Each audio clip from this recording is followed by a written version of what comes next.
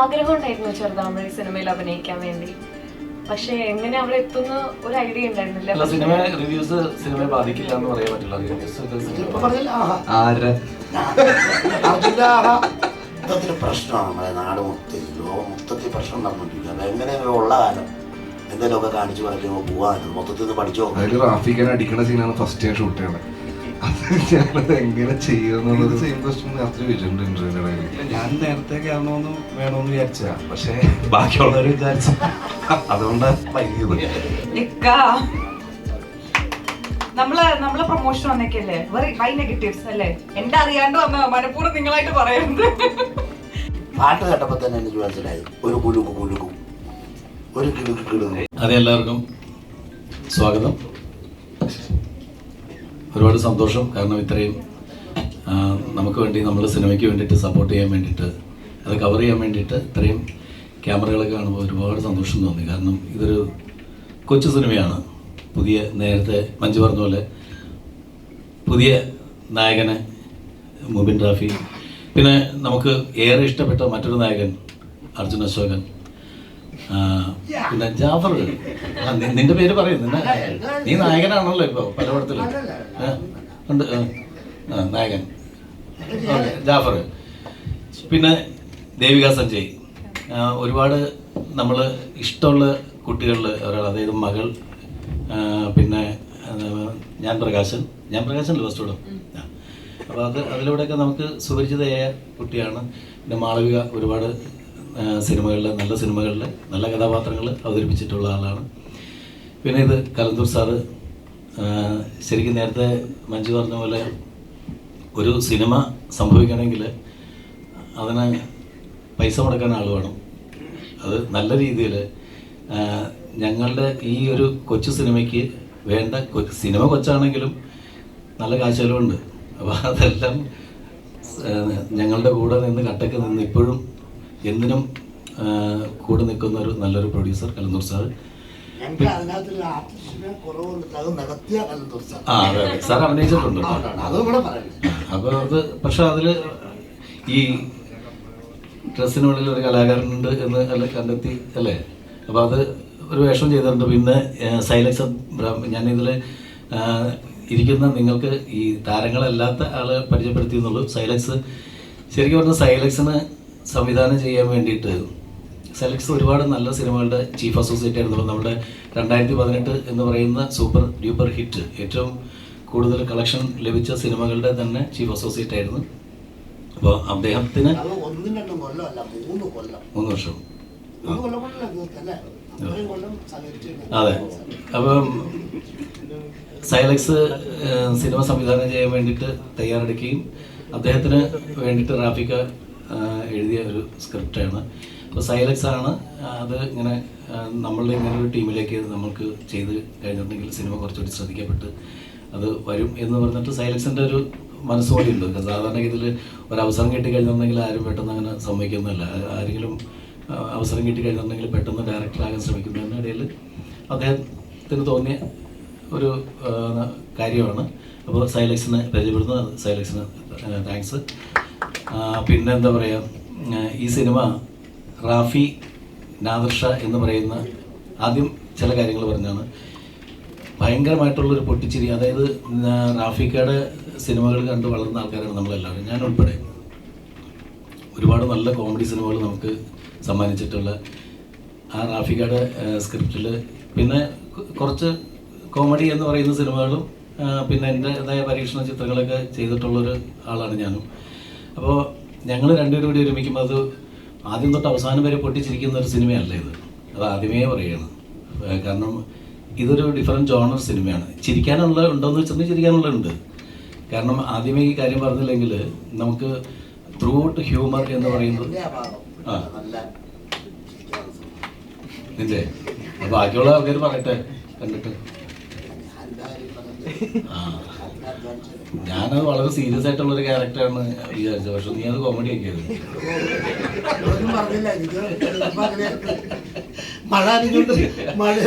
നീ കഥ പറയല്ലേ, പടച്ചുണർത്തിട്ട് ആ മഴ തന്നെ ഞാൻ അഭിനയിച്ചു, അതൊക്കെ ഓക്കെ. പക്ഷെ നീ കഥ പറഞ്ഞത് എനിക്ക് പേടിയാണ്. നിനക്ക് ക്ലൈമാക്സ് അപ്പൊ ഇതൊരു ത്രില്ലർ ജോണർ, അല്ലെങ്കിൽ ശരിക്കും പറഞ്ഞാൽ എല്ലാം ഉണ്ട് ഇതിനകത്ത്. തമാശയുണ്ട്, കാര്യമുണ്ട്, ഡാൻസ് ഉണ്ട്, ഫൈറ്റ് ഉണ്ട്, പാട്ടുണ്ട്. അങ്ങനെ ഒരു മിക്സഡ് വേർഷൻ, ഒരു പക്ക എൻ്റർടൈനർ എന്ന് പറയുന്ന ജോണറിലുള്ളൊരു സിനിമയാണ്. ആദ്യം തൊട്ട് അവസാനം വരെ 2 മണിക്കൂർ ലെങ്ത് ഉള്ളൊരു സിനിമ. ആദ്യം തൊട്ട് അവസാനം വരെ നമുക്ക് വളരെ രസകരമായിട്ട് കണ്ടിരിക്കാൻ പറ്റും എന്ന് വിശ്വസിക്കുന്ന ഒരു സിനിമ. ഒരു പ്രേക്ഷകന്റെ സ്ഥാനത്ത് നിന്നാണ് ഞാൻ പറയുന്നത്. അങ്ങനെ കൂടുതൽ തള്ളി മറിക്കണമെന്നില്ലാതെ ആസ്വദിക്കാൻ പറ്റുന്ന ഒരു കൊച്ചു സിനിമയായിരിക്കും. തീർച്ചയായിട്ടും നിങ്ങൾ നിരാശപ്പെടുത്തില്ല എന്ന് തന്നെയാണ് ഞങ്ങളുടെ എല്ലാവരുടെയും വിശ്വാസം. ഞങ്ങളെല്ലാവരും അതുപോലെ പണിയെടുത്തിട്ടുണ്ട്. എല്ലാവർക്കും നമസ്കാരം. ബേസ് കണ്ടോ? എല്ലാവർക്കും നമസ്കാരം. ഞാനും ഈ ഫിലിമിൽ പടത്തിലൊരു ചെറിയൊരു വേഷം, ചെറിയതല്ലാട്ടെ എന്നെ സംബന്ധിച്ചിട്ട് വലിയ വേഷമാണ്. എന്നാലും ഒരു അങ്ങനെ പറഞ്ഞാൽ നമുക്ക് അല്ല നമ്മളൊന്നും നായകനൊന്നായിട്ടില്ല. നമ്മളിപ്പോൾ ആ പടത്തിനകത്ത് എനിക്ക് നല്ലൊരു വേഷമാണ്. ഏത് പടം എടുക്കുമ്പോഴും എനിക്കൊരു വേഷം തരാറുണ്ട്. അങ്ങനെ ഈ നേരത്തെ ഒരു കാര്യം പറയാം, ഞാൻ ഒന്ന് ഒതുങ്ങി നിന്ന സമയത്ത് ഇക്കാടെ ഒരു പടത്തിലൂടെയാണ് ഞാൻ പിന്നെയും കയറി കട്ടപ്പന ഋത്തിക് റോഷൻ അതിനകത്ത്. അതുപോലെ തന്നെ ഈ പടത്തിലും എനിക്ക് നല്ലൊരു വേഷം തന്നിട്ടുണ്ട്. ഇതൊരു നല്ല പടമായിട്ടാണ് എനിക്ക് തോന്നുന്നത്. ഞാൻ അഭിനയിക്കാനായിട്ട് ഇതിനകത്ത് ഡേറ്റില്ല എന്നൊക്കെ പറഞ്ഞ് ഇക്കായോട്ടൊക്കെ കൂടി ആലോചിച്ച് തന്നെ ഞാൻ ഒന്ന് ഷൂട്ടിങ്ങിൻ്റെ സ്ഥലത്ത് കൊച്ചിയിൽ ചെന്നു കഴിഞ്ഞപ്പം നായകനും നായികയും അവിടെ ഇരിപ്പുണ്ട്, നായകൻ്റെ ഉപ്പ ഇരിപ്പുണ്ട്, പിന്നെ റാപ്പിൽ സാർ ഇരിപ്പുണ്ട്, പിന്നെ അവിടെ ഇപ്പം മുട്ട അടിച്ചുകൊണ്ട് ഇരിപ്പുണ്ട് അവിടെ ഭാഷാൻ ഷാജി. അപ്പോൾ ഇക്ക ആ CCTV എടുത്തിരിക്കുന്നു. അപ്പോൾ ഇവരുടെ പാട്ട് സീൻ എന്നെ ഇക്ക ഫുള്ള് ഇട്ട് കേൾപ്പിച്ചു. അടിപ്പം പാട്ടാ, ഞാൻ നല്ല പാട്ട് വേണ്ടല്ലേ. അപ്പോൾ ഉഗ്രം പാട്ടാണ്. എനിക്കറിയില്ല, എനിക്ക് മൊത്തം അറിയില്ല, വേണ്ടത് തെറ്റിപ്പാടി വേണ്ടെന്നേ, അത് ഫ്രഷായിട്ടൊന്ന് പോട്ടെ. പാട്ട് കേട്ടപ്പോൾ തന്നെ എനിക്ക് മനസ്സിലായി ഒരു കുലുക്കും ഒരു കിടുക്കും.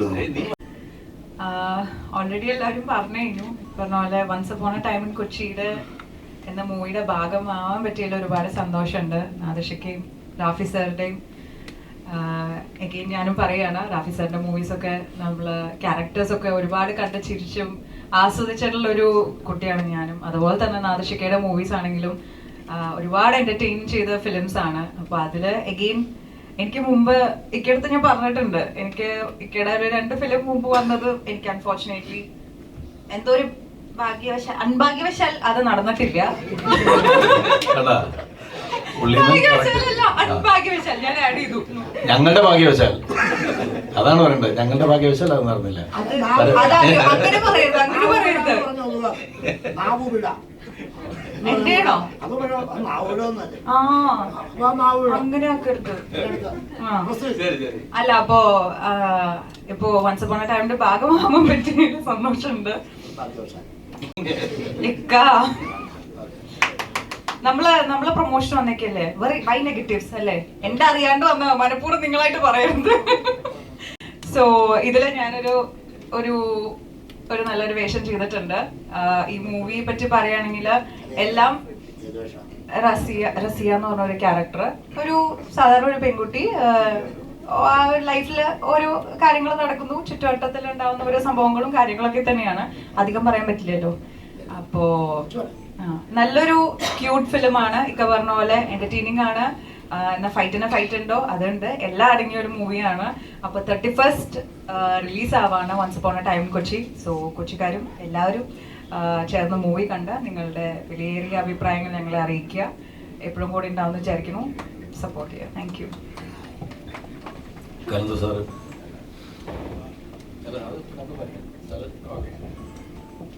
Good morning to all. എല്ലാവർക്കും ഇവിടെ രാവിലെ വന്നതിന് നന്ദി. എല്ലാ ചെറുപ്പക്കാരാ, I really appreciate this all your very very young and your spirit to work hard. I really admire നിങ്ങളെ ഈ spirit. Keep it in your life and build your career. Okay. Now it was my pleasure to be a producer with the legend Rafi and Nadarsha. ഇതൊരു എൻ്റർടൈനറാണ്. ഞാൻ മൂവിയെ പറ്റി ഒന്നും പറയുന്നില്ല. You watch and enjoy. Evaluate, give your honest opinion. Wish you all the best. Once upon a time in Kochi എന്ന് പേരിട്ടെന്ന് മാത്രമേ ഉള്ളൂ. പക്ഷെ ഇത് കൊച്ചിയിൽ മാത്രം നടക്കുന്ന കഥയല്ല. ഇത് എല്ലാ പട്ടണങ്ങളിലും സാധാരണഗതിയിൽ ഇന്ത്യയിലെ ഏത് പട്ടണത്തിൽ വേണമെങ്കിലും സംഭവിക്കാവുന്ന കഥയാണ്. അത് വൺസ് അപ്പോൺ ഇപ്പം നമ്മൾ കൊച്ചിയിൽ ഷൂട്ട് ചെയ്തതിൻ്റെ പേരിൽ പിന്നെ ഈ once upon a time in Mumbai എന്നൊക്കെ പറഞ്ഞിട്ട് സിനിമകൾ വന്നിട്ടുള്ളതാണ്. അപ്പോൾ കൊച്ചി എന്ന് പറയുന്ന സിനിമകൾ വരാത്തത്. അപ്പോൾ നമ്മൾ ഷൂട്ട് ചെയ്തത് കൊച്ചിയാണ്. പിന്നെ നമ്മളെ സംബന്ധിച്ച് നമുക്ക് എന്തും പറയാവുന്ന ഫ്രീഡം ഉള്ള നമ്മളുടെ സ്വന്തം നാടല്ലേ. അപ്പോൾ അതിൽ കഥാപാത്രങ്ങളെ വെച്ചിട്ട് നമ്മൾ നമ്മുടെ ഒരു പട്ടണത്തിൽ സംഭവിക്കുന്ന കഥ എന്ന് പറഞ്ഞിട്ടുള്ളൂ. പക്ഷെ ഇത് ഏത് പട്ടണത്തിൽ സംഭവിക്കാം. പൊതുവെ നെപ്പോക്കിസിന്റെ ഒരു കാലം കൂടിയാണല്ലോ. അപ്പം വേണമെന്ന് വെച്ചിരുന്നാൽ താങ്കൾക്ക് വേണമെങ്കിൽ ഇൻഡസ്ട്രി നേരത്തെ കയറാൻ നല്ലൊരു എസ്റ്റാബ്ലിഷ് ആയ ഒരാളാണ് താങ്കൾ ഫാദർ. വേണമെന്ന് വിചാരിച്ച ഒരു ആക്ടറായിട്ടോ അല്ലെങ്കിൽ ഒരു കരിയർ നല്ല രീതിയിൽ ഗ്രോത്ത് ഉണ്ടാക്കാൻ പറ്റുന്ന ഒരാളാണ് താങ്കൾ. പക്ഷേ അങ്ങനെയല്ലാതെ പഠിച്ച് അസിസ്റ്റന്റായി അസോസിയേറ്റഡ് വർക്ക് ചെയ്തിട്ട് ശേഷമാണ് ഇപ്പോൾ ഒരു അഭിനയത്തിലോടൊന്ന് കയറിയത്. ശരിക്കും എൻ്റെ ഐഡന്റിറ്റി ഉണ്ടാക്കി കഴിഞ്ഞിട്ട് കയറിയാൽ മതി അങ്ങനെ ഒരു ഇത് ഉള്ളതുകൊണ്ടാണോ? ഇല്ല, ഞാൻ നേരത്തെ കയറണമെന്ന് വേണമെന്ന് വിചാരിച്ചാ, പക്ഷെ ബാക്കിയുള്ളവർ വിചാരിച്ചു, അതുകൊണ്ടാണ് വൈകിയത്. ഇല്ല ഇല്ല, ഞാൻ കോളേജിൽ ഫസ്റ്റ് ഇയർ വിഷ്വൽ കമ്മ്യൂണിക്കേഷനാണ് പഠിച്ചത്. അപ്പോൾ അപ്പം തന്നെ ഞാൻ വാപ്ചിയെടുത്ത് ചാൻസ് ചോദിച്ചിട്ടുണ്ടായിരുന്നു. അപ്പോൾ വാപ്ചി പറഞ്ഞ ഒരു അല്ല കുറച്ചും കൂടി ഒന്ന് വളരട്ടെ, അല്ല അപ്പൊ ഒന്ന് അസിസ്റ്റന്റ് ഡയറക്ടറായിട്ട് എന്താണ് ഇതിന്റെ പരിപാടി എന്നൊക്കെ ഒന്ന് മനസ്സിലാക്ക്, എന്നിട്ട് ഇത് പറ്റണ ഫീൽഡാണോ എന്ന് നോക്കുന്നു പറഞ്ഞു. പക്ഷെ അസിസ്റ്റന്റ് ഡയറക്ടറായിട്ട് വർക്ക് ചെയ്യാൻ തുടങ്ങി ഫീൽഡ് എനിക്ക് ഭയങ്കര ഇഷ്ടമായി.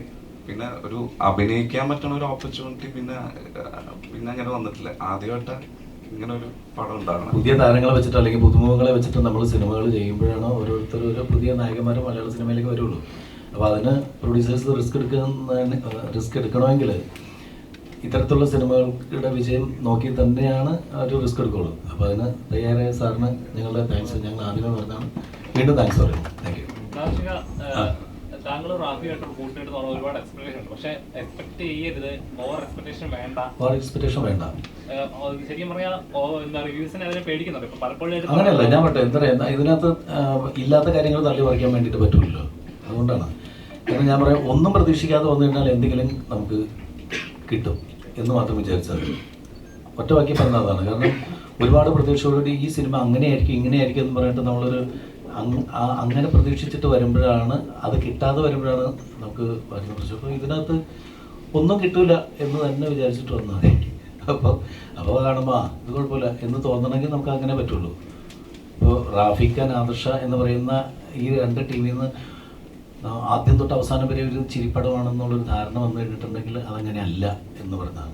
ഇതിനകത്ത് എന്നാ ചിരിയുണ്ട്, പക്ഷെ ഒരു ടോട്ടൽ നിങ്ങൾ കണ്ടിരിക്കുമ്പോൾ നിങ്ങൾക്ക് ബോറടിക്കാത്തൊരു സിനിമയായിരിക്കും. മുബിനെ ഇൻട്രൊഡ്യൂസ് ചെയ്യുമ്പോൾ ഈ സിനിമയിൽ മുബിനാണ് ഈ സിനിമയിലെ മെയിൻ റോൾ ചെയ്യേണ്ടത്, അല്ലെങ്കിൽ ഈ കഥാപാത്രത്തിൽ മുബിനാണ് കറക്റ്റ് മാച്ച് തോന്നിയത്, അങ്ങനെ എന്തുകൊണ്ടാണ് അങ്ങനെ? അങ്ങനെയല്ല, ഇതിനകത്ത് സിനിമയിലിപ്പോൾ ഇവരെല്ലാവരും മുബിനും പിന്നെ അർജുൻ അശോകനും ഷൈൻ ടോം ചാക്കോ ഇവരെല്ലാം വലിയ വലിയ വേഷങ്ങളാണ് ചെയ്തിരിക്കുന്നത്. അപ്പോൾ അങ്ങനെ ഒരു അതിൽ പ്രധാനപ്പെട്ട ഒരു രണ്ട് ക്യാരക്ടേഴ്സിൽ ഇവർ രണ്ടുപേരും അർജുനും മൂവി ചെയ്തിരിക്കുന്നത്. അപ്പോൾ അതിൽ നമ്മളെ സംബന്ധിച്ചിട്ട് നമ്മൾ ആദ്യം പിന്നെ ഈ മുബിന് ഒരു എക്സ്പീരിയൻസ് ഉള്ളതെന്ന് വെച്ചിട്ടുണ്ടെങ്കിൽ മുബിൻ അഭിനയിച്ച ഷോർട്ട് ഫിലിംസ് ഒക്കെ ഞാൻ കണ്ടിട്ടുണ്ട്. ബെസ്റ്റ് ആക്ടർ ഒക്കെ കിട്ടിയിട്ടുള്ള കക്ഷിയാണ്. എവിടെ ഇരുന്നത് പുറത്തു പറയാൻ കൊള്ളില്ലാത്തതാണ്. അല്ല അവാർഡ് അത് എൻ്റെ അടുത്ത് ഇപ്പോഴാണ് പറയണത്. ഇത് നേരത്തെ പറഞ്ഞില്ല, ആദ്യം പറഞ്ഞത് ഇങ്ങനെ ഇത് ഇത്രയും പേര് മത്സരിച്ചിട്ട് എനിക്കാണ് കിട്ടിയെന്നൊക്കെ പറഞ്ഞു. അപ്പൊ റിലീസ് ആകാറായല്ലോ, അന്വേഷിക്കാൻ പോയില്ലടാ. ഏതായാലും ഞാനത് കണ്ടു, എനിക്ക് ഭയങ്കര ഇഷ്ടമായി. പിന്നെ അത് മാത്രമല്ല, നമ്മൾ ഈ നേരത്തെ പറഞ്ഞ പോലെ സിനിമയുടെ പിന്നിൽ പ്രവർത്തിച്ച ഒരു എക്സ്പീരിയൻസ് ഉണ്ടല്ലോ മൂവിന്. ഞാൻ റാഫിക്കയുടെ ഒരു സിനിമയുടെ ഷൂട്ടിംഗ് കാണാൻ ഇപ്പോഴാണ് ഞാൻ കാണുമ്പോൾ ഇവൻ അതിൽ അസോസിയേറ്റ് ഡയറക്ടറായിട്ട് വർക്ക് ചെയ്യുകയാണ്. അപ്പോൾ ഞാൻ നോക്കിയപ്പോൾ വെയിലും കൊണ്ട് ഇങ്ങനെ ഓടിപ്പറഞ്ഞെടുക്കും. ഞാൻ റാഫിക്കയോട് ചോദിച്ചു, ഇവൻ അഭിനയിപ്പിക്കാൻ പറ്റില്ലേ കടപ്പടത്തില്ലെന്ന് ചോദിച്ചു. അപ്പോൾ എൻ്റെ അടുത്തൊന്ന് ഇയാളല്ലേ പുതിയ ആൾക്കാരെ പരീക്ഷണം നടത്തുന്ന ആൾ, ഇയാൾ തന്നെ ചെയ്യുന്ന പറഞ്ഞു. അപ്പം ഞാനൊരു ചെവിക്കൊടി കേട്ട് മറ്റു ചെവിക്കൊടി കളഞ്ഞത്. പക്ഷെ കറങ്ങിത്തിരിഞ്ഞാൽ അത് ഈ പറഞ്ഞ പോലെ നമ്മൾ ചില കാര്യങ്ങൾ നമ്മൾ പോലും പ്രതീക്ഷിക്കാതെ നമുക്ക് നല്ല കാര്യങ്ങൾ വന്നു ചേരുന്നു എന്ന് പറഞ്ഞ കൂട്ടത്തിൽ എനിക്ക് നല്ല ഞാനതിൽ തൃപ്തനാണ്.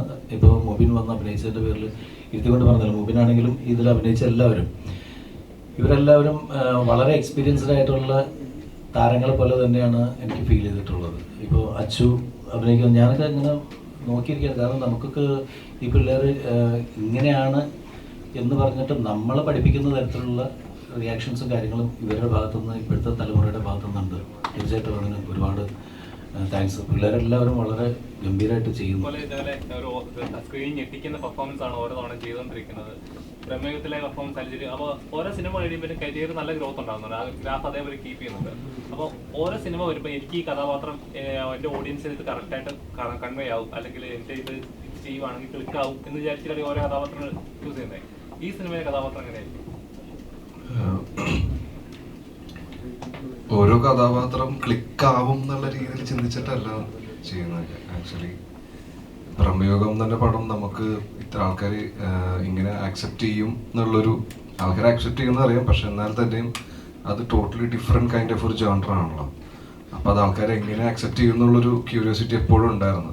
പക്ഷേ എന്നെ ഒരു നടൻ എന്നുള്ള രീതിയിൽ അത് എക്സൈറ്റ് ചെയ്യിപ്പിച്ചത് അങ്ങനത്തെ ഒരു ക്യാരക്ടർ ചെയ്യാൻ വേണ്ടിയാണ്. അങ്ങനെ ഓരോ പടങ്ങൾ കഴിയുന്നതോറും അടുത്ത പടം വരുമ്പോൾ എന്താണ് എക്സൈറ്റിംഗ് ഫാക്ടർ ഉള്ളതെന്ന് നോക്കിയിട്ട് തന്നെയാണ് ചെയ്യുന്നത്. അപ്പോൾ ഇതിൽ ഒരു പോലീസ് ഓഫീസറാണ് ഞാൻ ഇത്ര നാൾ ചെയ്തതിൽ കോൺസ്റ്റബിൾ മാത്രമേ ചെയ്തിട്ടുള്ളൂ. അപ്പം എനിക്ക് പ്രൊമോഷൻ കിട്ടിയൊരു പടം ആദ്യത്തെ ഇതാണ്. പിന്നെ അതുകൂടാതെ തന്നെ റാഫിക്ക നാദിഷിക്ക കൂട്ടുകെട്ടത്തിലൊരു പടം ചെയ്യാന്ന് പറയുമ്പോൾ തന്നെ അതൊരു അച്ചീവ്മെൻ്റ് ആയിട്ട് തന്നെ. കാരണം വെച്ചാൽ ചെറുപ്പം തൊട്ട് തന്നെ നാദിഷിക്കനെ നന്നായിട്ട് നല്ല പരിചയമുണ്ട്. ഞങ്ങൾ നെയ്ബേഴ്സ് ആയിരുന്നു. അപ്പോൾ ആ സമയത്തൊന്നും ജീവിതത്തിൽ പോലും ചിന്തിച്ചിട്ടില്ല നാദിഷിക്കയുടെ പടത്തിൽ അഭിനയിക്കാൻ പറ്റുന്നുള്ളൂ, നടനാവുന്ന പോലും ചിന്തിച്ചിട്ടുണ്ടായില്ല. അങ്ങനെ ഈ ഒരു സ്റ്റേജ് എത്തിയപ്പോൾ നാദിഷിക്ക വിളിച്ചിട്ട് പറഞ്ഞാൽ ഒരു പരിപാടിയാണ്, കേട്ടോക്ക് എന്നുള്ള രീതിയിൽ പറഞ്ഞു. കേട്ടു, ഇഷ്ടപ്പെട്ടു. മുബീൻ അപ്പോഴാദ്യമായിട്ടാണ് റാഫിക്കയുടെ വീട്ടിൽ കാണുന്നത്. അപ്പോൾ ഇവനും കൂടെ ചെയ്യുന്നുണ്ട് എന്നുള്ള രീതിയിൽ പറഞ്ഞ് അപ്പം അങ്ങനെയാണ് ഈ പടത്തിലേക്ക് കയറിയത്. പിന്നെ ലൈക്ക് നമ്മൾ ഇഷ്ടപ്പെട്ട് ചെയ്യുന്ന ഒരു ക്യാരക്ടേഴ്സാണ്, അല്ലാണ്ട് നമ്മൾ അത് ഓഡിയൻസ് കണ്ടു കഴിയുമ്പോഴാണ് അവരത് എങ്ങനെ അത് ആക്സെപ്റ്റ് ചെയ്യുമെന്ന് ചിന്തിക്കുന്നത്. അപ്പം ഇതിനി കണ്ടിട്ട് നമുക്ക് പറയാം ഓഡിയൻസ് ആക്സെപ്റ്റ് ചെയ്യില്ല എന്നുള്ളത്. കണ്ട സമയത്ത് അജു വർഗീസ് പറഞ്ഞിട്ടുണ്ട്, നമ്മൾ പഠിക്കുന്ന കാര്യങ്ങൾ, നമ്മൾ പഠിച്ചിട്ടുള്ള കാര്യങ്ങളല്ല, പുതിയ കുറെ കാര്യങ്ങൾ പഠിക്കാനും അൺലേൺ ചെയ്യാനൊക്കെ പറ്റിയിട്ടുണ്ടായിരുന്നു റാഫിക്കയുടെ കൂടെയൊക്കെ വർക്ക് ചെയ്യുന്ന സമയത്ത് എന്നുള്ളത്. അപ്പൊ ഇപ്പൊ അതിന്റെ ഒരു സെറ്റ് ഓഫ് ഫ്രണ്ട്സിന്റെ കൂടെയുള്ള ഫിലിംസ് അങ്ങനെ ഉണ്ടല്ലോ, അതിൽ നിന്ന് കുറച്ച് പുതിയ കാര്യങ്ങൾ ലേൺ ചെയ്യാനും കൂടി പറ്റുമോ once upon a time in കൊച്ചിയിൽ? നമ്മൾ ഓരോ പടം കഴിയുന്നതും, നീ ഇത് സെയിം ക്വസ്റ്റ്യൻ നേരത്തെ ചോദിച്ചിട്ടുണ്ട് ഇന്റർവ്യൂവിന്റെ ഇടയിൽ, നമ്മൾ ഓരോ പടം കഴിയുന്നതും എന്തായാലും പുതിയ പുതിയ കാര്യങ്ങൾ പഠിക്കുമല്ലോ. എന്തായാലും ഇപ്പൊ ആദ്യമായിട്ടാണല്ലോ നാഷിക്കയുടെ കൂടെ വർക്ക് ചെയ്യണം. കാരണം എനിക്ക് നാഷിക്കനെ പരിചയം ഉണ്ടെങ്കിൽ തന്നെയും പടത്തിൽ ഡയറക്റ്റ് ചെയ്യുമ്പോൾ ആദ്യമായിട്ടാണ് കൂടെ നിന്ന് അഭിനയിക്കുന്നതും ചെയ്യുന്നത്. അല്ല, അവന് വേറെ ഈ പടം കൊണ്ട് അവൻ വേറൊരു കാര്യം പഠിച്ചു. കാരണം ഞാൻ ഒരു സീൻ എങ്ങനെയാണ് ചെയ്യണമെന്ന് പറഞ്ഞു കൊടുക്കുമ്പോൾ ഒരിക്കലും ഞാൻ അഭിനയിക്കണം പോലെ അഭിനയിക്കാതിരിക്കാൻ വേണ്ടിയിട്ട് അവൻ പഠിച്ചു. കാരണം അങ്ങനെ ചെയ്ത് കഴിഞ്ഞിട്ട് കുഴപ്പമൊന്നും അല്ലേ, അത് ഇങ്ങനെ ചെയ്യരുത് എന്നുള്ള സാധനം അടിപൊളിയായിരുന്നു. കാരണം ഒരു 20-25 ദിവസത്തോളം ഉണ്ടായിരുന്നു നമ്മള് സെറ്റില്. അപ്പോൾ ഭയങ്കര രസമായിരുന്നു. മൊത്തം റാഫിക്ക ഇങ്ങനെ വരും, പരിപാടി പറഞ്ഞു തരും. റാഫിക്ക കൂടി അഭിനയിക്കുന്ന സീനൊക്കെ ഉണ്ട്. അതിൽ റാഫിക്കനെ അടിക്കുന്ന സീനാണ് ഫസ്റ്റ് ഞാൻ ഷൂട്ട് ചെയ്യണത്. അത് ഞാനത് എങ്ങനെ ചെയ്യുമെന്നുള്ളൊരു ഡൗട്ടിലായിരുന്നു ആദ്യം. റാഫിക്ക നോക്കട അടക്കെടുത്താളാ. പക്ഷെ രസമായിരുന്നു. കാരണം ഇവരുടെ വർക്ക് ചെയ്യുമ്പോൾ ഇവരെ പഴയ കഥകൾ ഭയങ്കര രസം, അടിപൊളിയായിരുന്നു. ഞാൻ ഭയങ്കര എൻജോയ് ചെയ്ത് വർക്ക് ചെയ്ത ഒരു പടമാണ്. ഞാൻ പറഞ്ഞത് ഇവൻ തല്ലണല്ലോ റാഫിക്കനെ അടിക്കാനായിട്ട് മടി. ഞാൻ പറഞ്ഞ ഒന്നുമല്ലടാ, അച്ഛനെ പണ്ട് റാഫിക്ക ഒരു സ്ഥലത്ത് വെച്ച് പഞ്ഞിക്കിട്ടുണ്ടെന്ന് ആണോ, ആ ശരി എന്ന് പറഞ്ഞത് പിന്നെ സീൻ ചെയ്തില്ലടാ. പിന്നെ കുറച്ച് കഴിക്കായി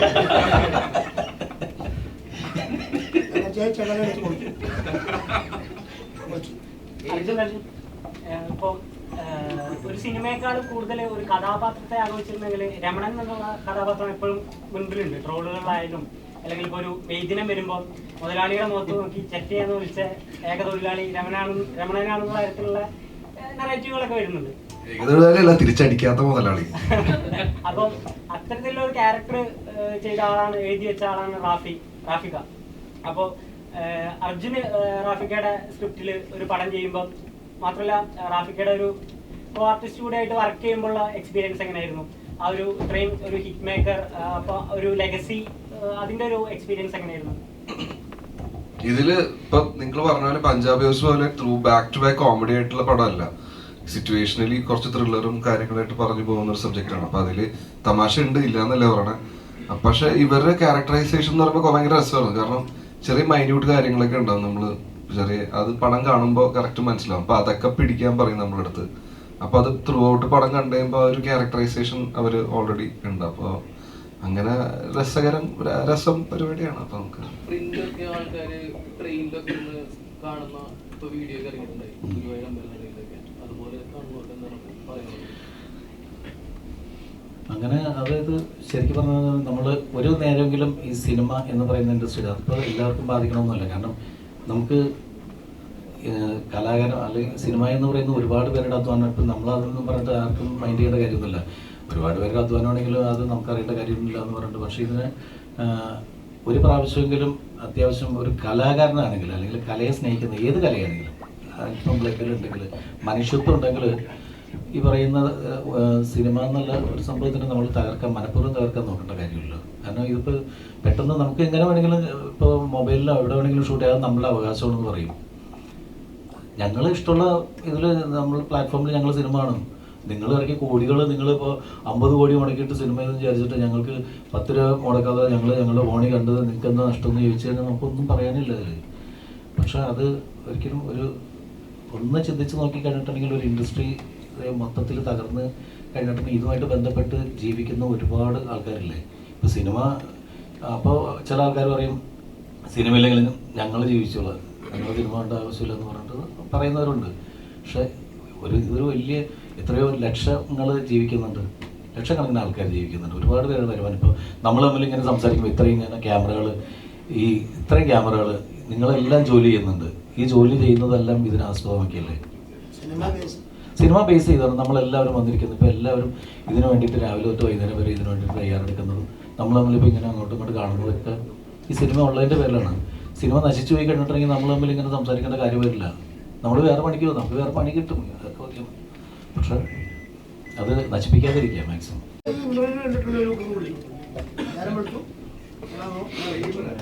അതെ, ഓക്കെ ചോദിച്ചു. ഇറങ്ങി പോന്നു, വിളിച്ച് കാണിച്ച് അന്ന് കുറച്ച് സംസാരിച്ചു. എവിടെയായിരുന്നു? ആ ഓക്കെ. ജാഫർക്ക ഒരു പ്രധാന വേഷത്തിലെത്തിയ പൊയ്യാമൊഴി എന്ന് പറഞ്ഞ ചിത്രം കാൻ ഫിലിം ഫെസ്റ്റിവലില് ഫിലിം മാർക്കറ്റിൽ സ്ക്രീൻ ചെയ്യുന്നുണ്ട്. ഇന്നലെ റിലീസ് ചെയ്തു.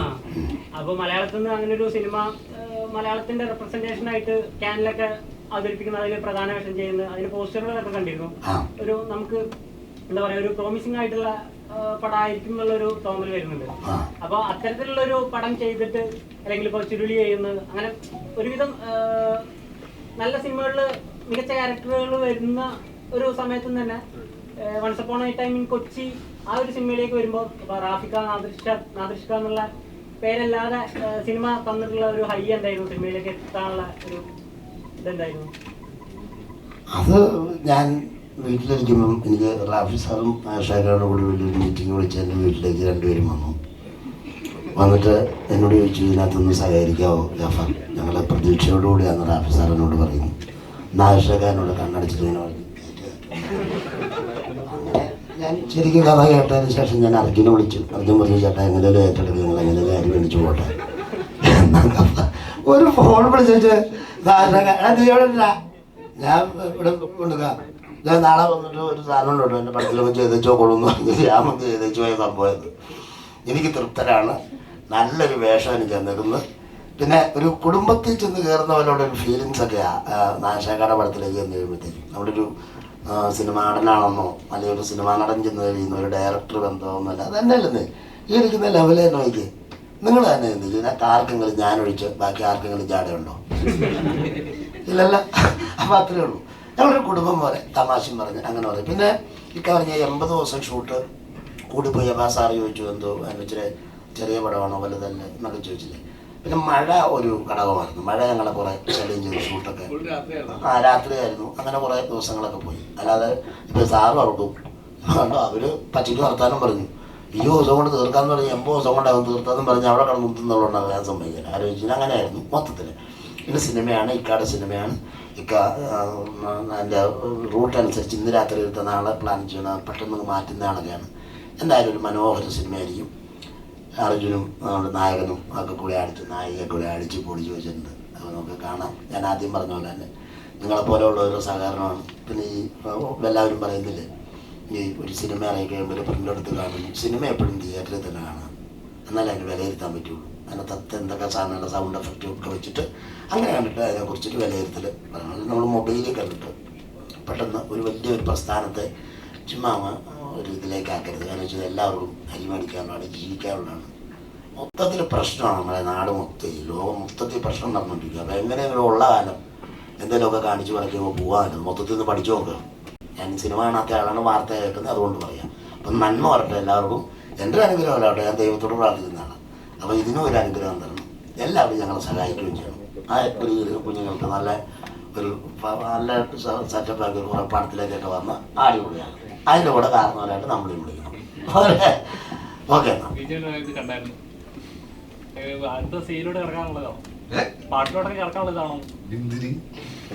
ഇല്ലില്ല, ഞാൻ അതിനു മുമ്പ് പാടിയിട്ടുണ്ട്, നിങ്ങൾക്ക് അറിയാത്തോണ്ടാണ്.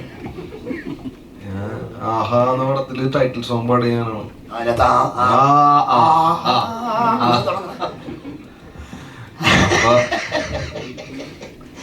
പാട്ട് ശരിയാണല്ല. ഏത് പാട്ട്? ഏത്? ആരാ? അങ്ങനെ കിടക്കണമൊന്നുമില്ല. ഇപ്പൊ ഇങ്ങനെ കുഴപ്പമില്ലാണ്ട് പോകുന്നുണ്ട്. അപ്പൊ ഇതുപോലെ തന്നെ അങ്ങോട്ട് പോയാൽ മതി എന്നാണ്. ഓക്കെ അല്ലേ? അർജുനെ ഓരോ സിനിമ ചെയ്യുമ്പോഴും നമ്മുടെ ഈ സിനിമ പോലീസ് കഥാപാത്രം എന്ന് പറയും. അപ്പം ഇതിനു മുമ്പ് ചെയ്തിട്ടുള്ള കോൺസ്റ്റബിൾ വേഷങ്ങളൊക്കെ ഉണ്ടല്ലോ. അപ്പം ഇതിൽ ഓരോ പോലീസ് കഥാപാത്രം ചെയ്യുന്ന സമയത്തും അതിലൊരു മോഡുലേഷൻ ഉണ്ടാവുമല്ലോ. ഐ മീൻ ഫിസിക്കലി ആയാലും ശരി, ചെയ്യുന്ന പെർഫോമൻസ് ആയാലും ശരി. ഇതിലെ കഥാപാത്രം ചെയ്യാനായിട്ട് എത്രത്തോളം ഒക്കെ എടുക്കുന്നുണ്ട്? പറയാനായിട്ട്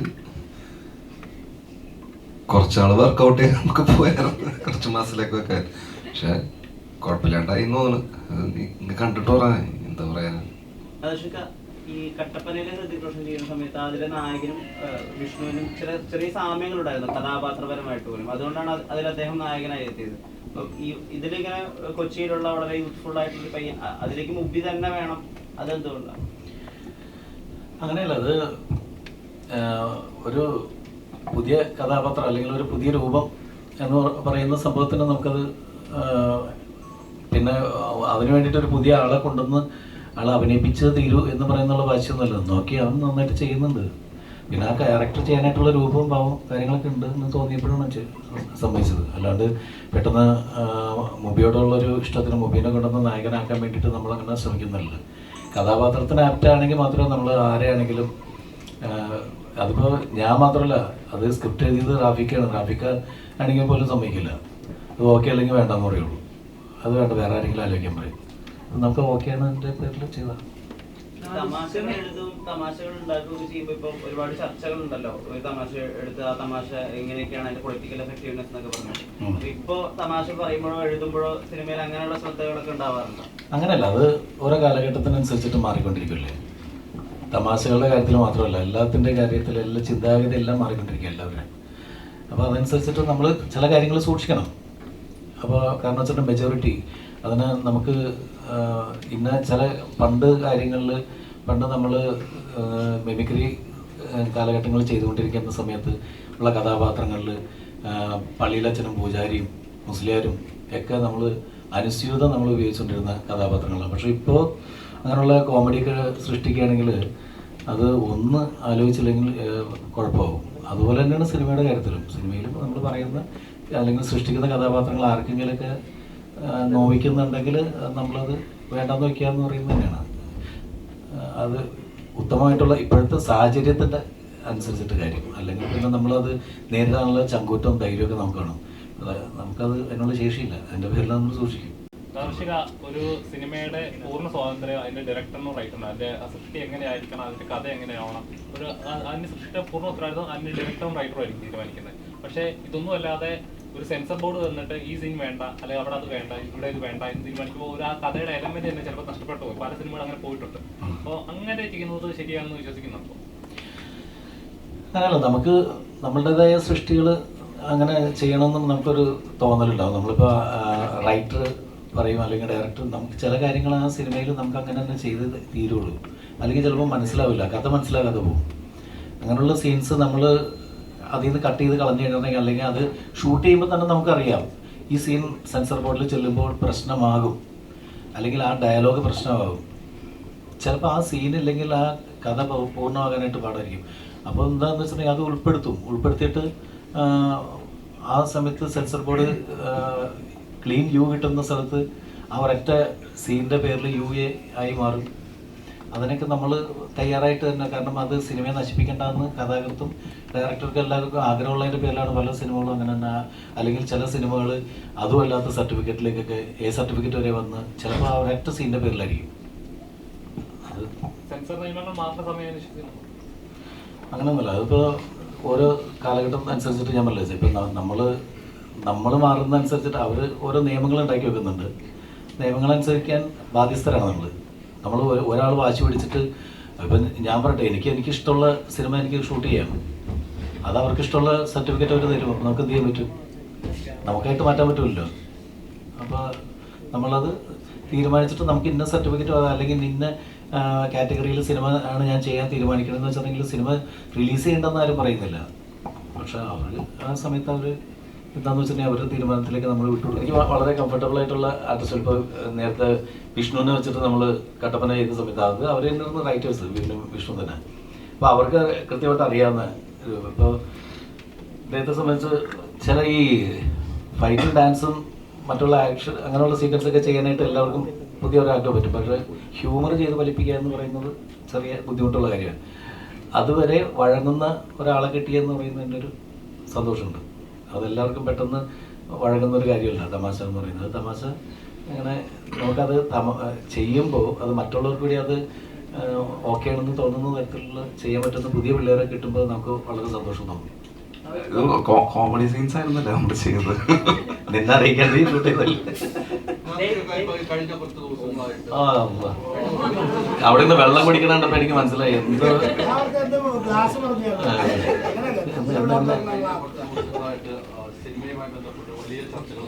എന്ത് സിനിമയിൽ ജാതി കൊണ്ടുവരുന്ന ചർച്ച, അതോടൊപ്പം തന്നെ ഒരു റിവ്യൂമായി ബന്ധപ്പെട്ട് വലിയ രീതിയിൽ ചർച്ച നടന്നു. ഒരു വലിയ റിവ്യൂ എന്ന സ്വന്തം അവകാശപ്പെട്ടുള്ള റിവ്യൂ പിൻവലിക്കുന്നു. ഇത്തരം ഒരു കാര്യങ്ങളൊക്കെ സിനിമയിൽ നടക്കുന്നു. ഡയറക്ടർ എങ്ങനെയാണ് കാണുന്നത്? അല്ല, സിനിമ റിവ്യൂസ് സിനിമയെ ബാധിക്കില്ല എന്ന് പറയാൻ പറ്റില്ല. റിവ്യൂസ് ഒക്കെ സിനിമയെ ബാധിക്കും. കാരണം വെച്ചിട്ടുണ്ടെങ്കിൽ ഈ നമ്മൾ പരിപൂർണമായിട്ട് ഒരിക്കലും സിനിമയെ റിവ്യൂസ് ബാധിക്കുന്നില്ല എന്ന് പറയുന്നത് അതൊക്കെ തെറ്റായി. കാരണം വെച്ചാൽ ഇപ്പോഴത്തെ ചെറുപ്പക്കാരാണെങ്കിലും ആദ്യം സിനിമ കാണാൻ തിയേറ്ററിലേക്ക് കഴിഞ്ഞിട്ട് ഫസ്റ്റ് നോക്കുന്നത് എന്താണെന്ന് വെച്ചിട്ടുണ്ടെങ്കിൽ റിവ്യൂസ് എന്താണെന്ന് നോക്കാറുണ്ട്. പിന്നെ റേറ്റിംഗ് നോക്കും, റിവ്യൂസ് നോക്കും. ഇതെല്ലാം കഴിഞ്ഞിട്ടാണ് ഒരു 10 പൈസ മുടക്കാനായിട്ട് തയ്യാറാവുള്ളൂ. അപ്പോൾ ഈ വന്ന് പറയുമ്പോൾ ആധികാരികമായിട്ടെന്ന് വെച്ചിട്ടുണ്ടെങ്കിൽ നമുക്ക് പലപ്പോഴും സ്വന്തമായിട്ട് തീരുമാനം എടുക്കുന്നതിനൊക്കെ കൂടുതൽ മറ്റുള്ളവരുടെ കാര്യങ്ങൾ കേട്ട്, അതായത് സ്വയം നമുക്കൊരു ഡിസിഷൻ എടുക്കാൻ പറ്റാത്ത ആളുകളാണ് അത്തരത്തിലുള്ള റിവ്യൂസിൽ വിശ്വസിക്കുന്നത് തന്നെയാണ് എൻ്റെ വിശ്വാസം. കാരണം വെച്ചിട്ടുണ്ടെങ്കിൽ നമുക്ക് തീരുമാനം എടുക്കും. ഇപ്പം നമുക്കൊരു സിനിമ കാണുമ്പോൾ നമ്മൾ ഇത്ര പേര് ഇരുപുണ്ട്, നമ്മളെല്ലാവരും ചെന്നിട്ട് നമ്മൾ സിനിമ കാണുമ്പോൾ ചിലപ്പോൾ കുറേ ആൾക്കാർ പറയും എനിക്കിഷ്ടപ്പെട്ടിട്ടാ.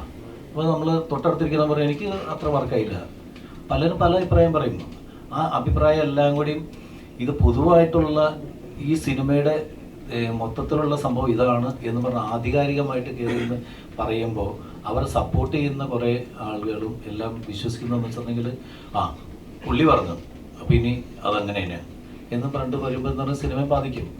അപ്പോൾ അങ്ങനെ സ്വയം ഒരു തീരുമാനമില്ലാത്ത കുറേ ആൾക്കാരുണ്ട്. അവരത് വിശ്വസിച്ചിട്ട് അവർ സിനിമയ്ക്ക് വരാൻ പറ്റിയില്ലെങ്കിൽ നമ്മളുടെ അത്രയും സിനിമയെ നെഗറ്റീവായിട്ട് തന്നെ ബാധിക്കാൻ സാധ്യത. അല്ലെങ്കിൽ ഇന്ന ആൾ പറഞ്ഞ് അതിന് ഏറ്റവും വലിയ പ്രശ്നം എന്ന് വെച്ചിട്ടുണ്ടെങ്കിൽ അത്തരത്തിലുള്ള റിവ്യൂസിന് പോസിറ്റീവ് പറയുമ്പോൾ ഈ നെഗറ്റീവ് പറഞ്ഞ ആൾക്കാർ നെഗറ്റീവ് പറയുമ്പോൾ മാത്രമേ ഇവർ നമ്മളുടെ ഇൻഡസ്ട്രിയിലുള്ളവരും പലരും ഇങ്ങനെ ബഹളം ഉണ്ടാക്കാറുള്ളൂ. അയാൾ നെഗറ്റീവ് പറഞ്ഞത് ഇവർ പറയുന്ന പോസിറ്റീവ് റിവ്യൂസിനൊക്കെ ഇവർ തന്നെയാണ് പ്രൊമോട്ട് ചെയ്യുന്നുണ്ട്. സിനിമ ഇൻഡസ്ട്രിയിൽ തന്നെയുള്ള ആൾക്കാർ പ്രൊമോട്ട് ചെയ്യുന്നുണ്ട്. അപ്പോൾ നെഗറ്റീവ് റിവ്യൂസ് അവർ പറയുമ്പോൾ കരയും, പോസിറ്റീവ് റിവ്യൂസ് പറയുമ്പോൾ അതിനെ പൊക്കി പിടിച്ച് അയാൾ പറഞ്ഞത് വേദവാക്യമാണ്, പുള്ളി പറഞ്ഞു ഇനി ഞങ്ങൾ സിനിമ രക്ഷപ്പെട്ടെന്ന് പറയാം. അതൊക്കെ തന്നെ പ്രശ്നം. അപ്പോൾ അതിൻ്റെ പേരിൽ റിവ്യൂസ് എന്ന് പറയുന്നത് കറക്റ്റായിട്ടുള്ള റിവ്യൂസ് കാര്യങ്ങൾ നമുക്ക് കൃത്യമാണോ അതോ ഫേക്ക് ആണോ ഇവർ പറയുന്നത് വൈരാഗ്യ ബുദ്ധിയോടുകൂടിയാണോ ഇതൊന്നും പറയാൻ പറ്റാത്തൊരവസ്ഥയിലേക്ക് പോവുകയാണ്. നമുക്ക് നമ്മുടേതായ തീരുമാനം എടുക്കുക. നമ്മൾ സിനിമ കാണുക, അത് കൊള്ളൂല്ലെങ്കിൽ നമുക്ക് മുഖത്തൊക്കെ പറയാം എനിക്കിഷ്ടമില്ല എന്ന് പറയാം. പക്ഷേ വളരെ മോശമാണ് ഈ സിനിമ എന്ന് ആധികാരികമായിട്ട് പൊതുവായിട്ടുള്ള ജനത്തിൻ്റെ അഭിപ്രായമാണ് ഞാൻ പറയുന്നത് എന്നുള്ള ധാരണയിൽ പറയാതിരിക്കുക എന്നുള്ള റിക്വസ്റ്റ് ഉണ്ട്. കാരണം കാണുന്നവൻ കണ്ടോട്ടെ, ചിലർക്ക് ഇഷ്ടപ്പെടും, ചിലർക്ക് ഇഷ്ടപ്പെടില്ല. പണ്ട് ഒരു കൊച്ചു പറഞ്ഞ പോലെ എന്താണ്, ചിലർക്ക് ശരിയാവും ചിലർക്ക് ശരിയാവില്ല എന്ന് പറഞ്ഞാൽ നമുക്ക് ശരിയാവണം, ശരിയാവട്ടെ. ശ്രീനിവാസൻ കൂട്ടുകെട്ടിലാണ് ശ്രീൻ സാർ എഴുതി സത്യനന്ദിക്കാട് സാർ സംവിധാനം ചെയ്ത് ഫഹദ് നായകനായ ഒരു ചിത്രത്തിലൂടെയാണ് അരങ്ങേറ്റം വരുന്നത്. അപ്പോൾ ഒരു മലയാളത്തിലെ ഒരു പുതുമുഖ നായികൾക്ക് കിട്ടാവുന്ന ഏറ്റവും വലിയൊരു അവസരം കൂടിയാണ് അത്തരത്തിലൊരു കൂട്ടുകെട്ടിൽ ഇറങ്ങുക എന്ന് പറയുന്നത്. ഇപ്പോൾ വൺസ് അപ്പോൺ എ ടൈം കൊച്ചിയിലേക്ക് വരുമ്പോൾ തന്നെ അവിടെ റാഫിക്ക എന്ന് പറയുന്ന ഒരു ബ്രാൻഡ് മലയാളത്തിൻ്റെ ഒരു ഹിറ്റ് മേക്കർ തിരക്കഥയിലാണ് വരുന്നത്. കൂടെ നാദൃഷിക എന്ന് പറഞ്ഞൊരു ഡയറക്ടർ ഉണ്ട്. അപ്പം എന്തായിരുന്നു വൺസ് അപ്പോൺ എ ടൈം ഉള്ള സിനിമ, എങ്ങനെയായിരുന്നു അതിൻ്റെ ഒരു എക്സ്പീരിയൻസും അതിലേക്ക് എത്തിയതൊക്കെ എങ്ങനെയായിരുന്നു? ഞാൻ പ്രകാശൻ ചെയ്യുമ്പോൾ ഞാൻ ചെറിയ കുട്ടിയായിരുന്നു. അപ്പൊ അത് എന്തായാലും അത് നായിക അല്ല, നിഖില ചേച്ചി ആയിരുന്നു അതിൽ നായിക. അതൊരു അത്രയും ആഗ്രഹം ഉണ്ടായിരുന്നു ചെറുതാമഴി സിനിമയിൽ അഭിനയിക്കാൻ വേണ്ടി. പക്ഷെ എങ്ങനെ അവിടെ എത്തുന്ന ഒരു ഐഡിയ ഉണ്ടായിരുന്നില്ല. പക്ഷെ ത്രൂ കോയിൻസിഡൻസ് ആണ് എത്തിയത്. അതിന് ഒരുപാട് ഗ്രേറ്റ്ഫുൾ ആണ്. പിന്നെ once upon a time in Kochi ചെയ്യാൻ ഒബ്വിയസ്ലി കാരണം റാഫി സാറും നാദർഷ സാറും ഒക്കെയാണ്. പക്ഷെ അതിൻ്റെ കൂടെ തന്നെ ക്യാരക്ടറാണ് സ്റ്റോറിയാണ്. ജാനകി എന്ന് പറയുന്ന കുട്ടിയുടെ മോട്ടീവ്സ് ആർ വെരി ഇൻട്രസ്റ്റിംഗ്. ആ ഒരു പോയിന്റ് ആയിരുന്നു ഏറ്റവും ക്യാപ്റ്റിവേറ്റിംഗ്. പിന്നെ അതിൻ്റെ കൂടെ തന്നെ അത്രയും എക്സൈറ്റഡ് ആയിരുന്നു റാഫി സാറിൻ്റെ കൂടെ വർക്ക് ചെയ്യുക, നാദർഷ സാറിൻ്റെ കൂടെ വർക്ക് ചെയ്യുക, അർജുൻ ചേട്ടൻ, മോഹൻ ചേട്ടൻ. അപ്പോൾ സത്യൻ സാറിന്റെ ആകെ ഞാൻ അതിനു മുമ്പ് സത്യൻ സാറിന്റെ സെറ്റിൽ മാത്രമേ വർക്ക് ചെയ്തിട്ടുള്ളൂ. അതാണെങ്കിൽ വീട് പോലെ എല്ലാവരും കഥയൊക്കെ പറഞ്ഞ് ഒരു കുഞ്ഞു കുട്ടീനെ പോലെ തന്നെയായിരുന്നു അവരൊക്കെ നോക്കിക്കൊണ്ടിരുന്നത്. അപ്പൊ എനിക്ക് അറിഞ്ഞൂടായിരുന്നു എങ്ങനെയാണ് വേറൊരു സെറ്റ് എങ്ങനെയാ വർക്ക് ചെയ്യുക, ഒന്നും അറിഞ്ഞൂടായിരുന്നു. അപ്പോൾ ഭയങ്കര സിമിലർ ആണ് ആക്ച്വലി. അതേപോലെ തന്നെ കഥയാണെങ്കിലും സംസാരമാണെങ്കിലും കളിയും ചിരിയൊക്കെ ആയി. അതെനിക്ക് ഒരുപാട് കംഫർട്ടബിൾ ആയിരുന്നു. ആ ഒരു പോയിന്റും ഒരുപാട് ഹെൽപ്പ് ചെയ്തു അത്രയും കംഫർട്ടബിളായി ആക്ട് ചെയ്യാൻ വേണ്ടി. സാറാണെങ്കിലും റാഫി സാറാണെങ്കിലും ഒരുപാട് തമാശയും ചിരിയും. എനിക്ക് ഈ കഥ കേൾക്കാനാണ് ഏറ്റവും ഇഷ്ടം. അപ്പോൾ കഥ എവിടെ ഉണ്ടോ അവിടെയാണ് ഞാൻ പോയിരിക്കാതെ. അപ്പോൾ അത് പറയുമ്പോഴാണ് ഇന്നസെന്റ് അങ്കിളിനൊക്കെ ഒരുപാട് ഓർമ്മ വരുന്നത്. ഒരുപാട് കഥ പറയായിരുന്നു ഇന്നസെന്റ് അങ്കിളും സെറ്റിലായപ്പോൾ. ആ കഥ കേൾക്കാൻ വേണ്ടി ഞാൻ പോയിരിക്കും. അതേ സെയിം സിറ്റുവേഷൻ ആണ് ഇവിടെ. നാദർഷ സാർ ഒരുപാട് മുന്നത്തെ കാലത്തെ കഥ പറയും. സാറ് ആക്ട് ചെയ്ത് തുടങ്ങിയ പാട്ടിന്റെയും സാറിന്റെ ട്രാവൽസിനെ പറ്റി ഒക്കെ പറയും. റാഫി സാർ ആണെങ്കിൽ ഒരുപാട് പണ്ടത്തെ സിനിമയിൽ ആ ഒരു പോയിന്റ് ഓഫ് വ്യൂ ഉണ്ട്. എന്താന്ന് വെച്ചാൽ നമ്മൾ ചെറുതാമ്പഴി കാണുന്ന മൂവീസ് ആണ്, പക്ഷെ അതിന്റെ ബാക്കിൽ എന്താ നടക്കുന്നതെന്ന് ഇപ്പൊ ഒന്നിലേക്കും ബിഹൈൻഡ് ദ സീൻസ് വീഡിയോസ് ഉണ്ട്, സ്റ്റോറീസ്, ആൾക്കാരെ ഇന്റർവ്യൂസ് പറയുന്നുണ്ട്. അപ്പോ അപ്പത്തെ അതിനെ പറ്റിയൊന്നും അറിയില്ല. പണ്ടൊക്കെ ചെറുതാകുമ്പോ മാഗസീൻസിലൊക്കെ വരുന്ന എന്തെങ്കിലുമൊക്കെ അമ്മയൊക്കെ വായിച്ചിട്ട് പറയുന്നതല്ല, അതൊന്നും അറിയില്ല. ആ കഥ ഇവരുടെ അടുത്തുനിന്ന് ഡയറക്ട്ലി കേൾക്കുമ്പോൾ അതൊരു വേറെ എക്സ്പീരിയൻസ് തന്നെയാണ്. റാഫി സാർ ആണെങ്കിൽ പഞ്ചാബി ഹൗസിന്റെ ഒക്കെ ബിഹൈൻഡ് ദ സീൻസ് കുറെ കഥകളൊക്കെ പറയും. ഭയങ്കര എക്സൈറ്റിംഗ് ആണ് ആ ഒരു എക്സ്പീരിയൻസ് തന്നെ. അത്രയും ഞാൻ ഗ്രേറ്റ്ഫുൾ ആണ്, അത്രയും ഹാപ്പിയാണ്. കുറെ ആൾക്കാരുടെ വിചാരം എൻ്റെ പേര് ഗാന എന്നാണ്. പക്ഷെ എങ്ങനെ പറയുമ്പോൾ എനിക്കൊരു സന്തോഷം തോന്നാറുണ്ട്. ഓക്കെ, ഞാൻ രണ്ടുപേരും പാടാം. ദാന. തൂവെള്ളില തൂവെണ്ണില നീ എന്നില ഞാൻ നിന്നില നീമായാത്തൊരു ജീവൻ നില. ആരാണ് നീ, നേരാണ് നീ, നേരോർമ്മ തൻ പേരാണ് നീ, രാമായാത്തൊരു ചങ്ങാതി നീ. മൗനമായി പിന്നെയും മാനസം തേടിയോ പോയൊരാ നാടിലെ പൊൻപേലികൾ. തൂവെള്ളില തൂവെണ്ണില നീ എന്നില ഞാൻ നിന്നില നീമായാത്തൊരു ജീവൻ നില. ആരാണ് നീ, നേരാണ് നീ, നേരോർമ്മ തൻ പേരാണ് നീ, രാമായാത്തൊരു ചങ്ങാതി നീ, ഞാൻ നോക്കുന്നൊരു കണ്ണാടി നീ.